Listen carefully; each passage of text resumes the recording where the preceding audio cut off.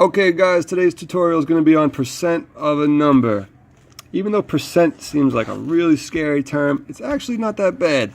So let's talk about what percent means. Percent means out of 100. Okay? Out of 100. And how do we write out of 100? Well, we write that as a fraction. Out of 100 with 100 as our denominator. So 75% could actually be written as 75 over 100. 2.5% could actually be written as 2.5 over 100. So the biggest thing to know is that percents are fractions.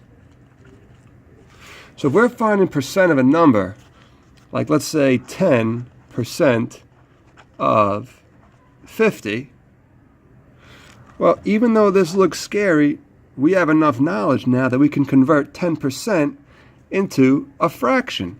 So let's do 10 out of 100, because that percent sign means out of 100. So now we know 10 out of 100 of 50. All right, so we could cross simplify. 50 goes into 50 one time. 50 goes into 100 two times. So 10% of 100 is 10 over 2. I'm sorry, 10% of 50. 10 divided by 2 is 5. Let's try another one. Let's say we have 20% of 30. All right, percent means out of 100. Well, what's out of 100? 20 out of 100. Of means multiply, and 30 as a fraction. Okay? If you don't want to cross simplify, you can actually simplify your beginning fraction. 20 over 100 can actually be simplified into 1/5 times 30 over 1. How did I simplify this into 1/5?